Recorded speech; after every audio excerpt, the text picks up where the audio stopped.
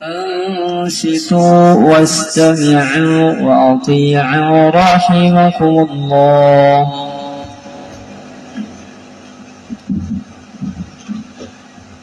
الحمد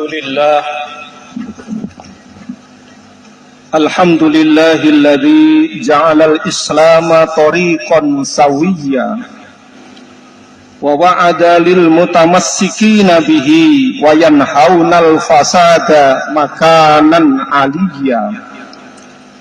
أشهد أن لا إله إلا الله وحده لا شريك له شهادة من هو خير مقاما وأحسن نبيا.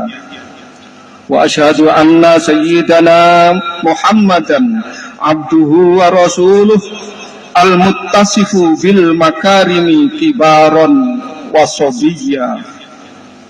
اللهم فصل وسلم على سيدنا محمد كان صادق الوعد وكان رسولا نبيا وعلى آله وصحبه الذين يحسنون إسلامهم ولم يفعلوا شيئا فريا. أما بعد فيا أيها الحاضرون رحمكم الله أوصيني نفسي وإياكم بتقوى الله فقد فاز المتقون. قال الله تعالى بسم الله الرحمن الرحيم يا أيها الذين آمنوا اتقوا الله حق تقاته ولا تموتن إلا وأنتم مسلمون. Hadirin jamaah salat Jumat rahimakumullah. Dalam keadaan dan kesempatan yang insya Allah diberkahi Allah subhanahu wa ta'ala, marilah senantiasa tak henti-hentinya kita sebagai umat Islam untuk terus meningkatkan kualitas keimanan dan ketakwaan kita kepada Allah subhanahu wa ta'ala, dengan berusaha menjalankan segala hal yang telah diperintahkan dan menjauhi segala hal larangannya untuk menggapai ridho dan rahmat Allah subhanahu wa ta'ala. Karena dengan rahmat dan ridho Allah kita bisa mendapatkan kebahagiaan di dunia hatta akhirah. Kaum muslimin jamaah Jumat rahimakumullah, telah maklum bagi kita bahwa hari ini kita berada di Jumat terakhir bulan Rajab tahun ini, bulan yang mulia. Bahkan Nabi Muhammad dalam memperhatikan bulan Rajab sampai beliau memanjatkan doa sebagaimana diriwayatkan oleh Anas ibnu Malik dalam Musnad Ahmad. Allahumma barik lana fi Rajaba wa Sya'bana wa ballighna Ramadan. Ya Allah, semoga Engkau memberkahi kami pada bulan Rajab dan Sya'ban. Semoga Engkau pertemukan kami dengan bulan Ramadan. Seolah-olah bulan Rajab merupakan persiapan awal untuk menyambut bulan Ramadan. Ia menjadi tonggak dari rangkaian ibadah-ibadah penting pada bulan yang jatuh setelahnya, yaitu bulan Sya'ban dan bulan Ramadan. Ulama mengatakan Rajabun syahruz zar'i wa Sya'banu syahrus saqyi wa Ramadan syahrul hasadi. Rajab adalah bulan menanam, Sya'ban adalah bulan untuk menyirami, dan Ramadan adalah bulan untuk memanen. Maka dari itu marilah kita gunakan sisa bulan Rajab ini dengan sebaik-baiknya, yaitu dengan memperbanyak amal soleh, istighfar, sedekah, puasa, dan lain sebagainya. Kaum muslimin rahimakumullah, sebagaimana kisah yang telah masyhur, pada bulan Rajab juga terdapat peristiwa ajaib yang mengagumkan berupa Isra wal Mi'raj, perjalanan Nabi dari Masjidil Haram sampai Masjidil Aqsa, kemudian menuju Sidratil Muntaha. Berikut beberapa kisah yang dapat kita petik dari cerita Isra Mi'raj. Yang pertama, Isra Mi'raj adalah perkara yang hak karena soreh, sangat jelas dan eksplisit disebutkan di dalam Al-Quran. Sebuah kejadian yang pasti terjadi, pasti benar, tak ada keraguan sama sekali, meskipun akal manusia tidak sanggup untuk menjangkaunya. Semua hal ini terjadi dalam rangka untuk menguji, mengukur ketebalan iman seseorang.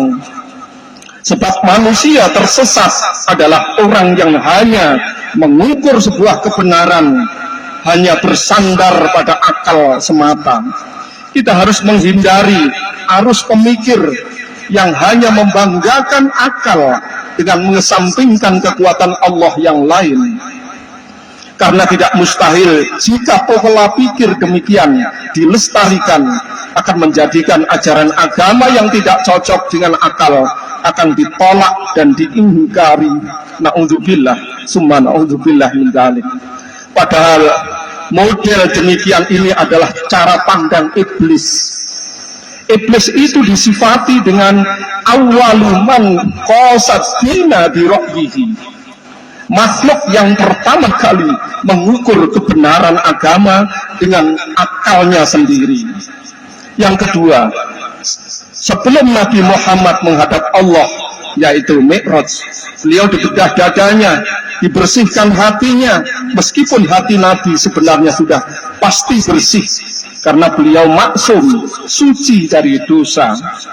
Sebagaimana yang ditulis oleh pengarang Simtud Duror, Habib Ali Al-Habsyi, beliau mengatakan, wa ma akhrajal amlak min qalbihi ada walakinnahum jaduhu tuhran ala tuhrin.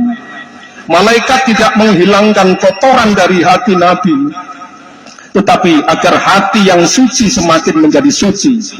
Pembersihan hati ini dilakukan sebelum Rasulullah menerima tugas sholat 5 waktu. Ini juga pelajaran bagi kita sebagai umatnya yang banyak dosa, bahwa saat akan menghadap Allah Subhanahu wa Ta'ala, hendaknya lebih dahulu kita bersihkan hati kita masing-masing. Maksudnya, apabila kita sholat harus dimulai dengan hati yang suci, khusyuk, tidak memikirkan urusan dunia.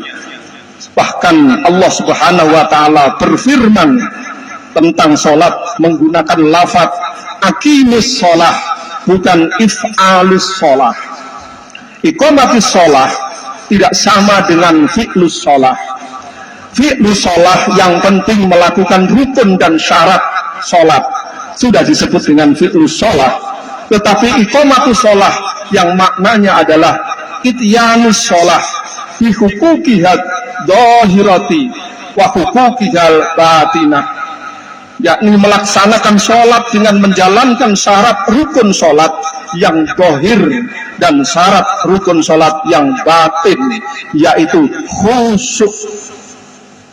Hadirin jamaah Jumat rahimakumullah, lalu bagaimana agar dapat melaksanakan sholat dengan khusyuk? Hatim Al-Asham, beliau ditanya, kaifa takhusya'u fi sholatika? Bagaimana engkau dapat khusyuk dalam sholatmu, wahai Hatim Al-Asham? Beliau pun menjawab, akumu wa akabbaru li sholati wa takhayyalu ka'bata amama aini. Aku berdiri dan aku mengangkat takbir untuk sholat. Aku membayangkan ada Ka'bah di depan mataku. Wasyurati tahta qadami wal jannata an yamini wan nara an shimali wa malakal maut warai. Aku membayangkan siratal mustaqim di bawah telapak kakiku. Surga ada sebelah kananku, neraka ada di sebelah kiriku, dan malakul maut yang setiap saat siap untuk mencabut nyawa berada di belakangku. Hadirin jamaah salat Jumat rahimakumullah, dengan keterangan ini kita semua dapat memahami bahwa sholat yang dimaksudkan dalam Al-Quran, aqimis sholah inna sholata tanha 'anil fahsya'i wal munkar, bahwa sholat bisa mencegah dari perbuatan keji dan munkar, itu bukan sholat biasa.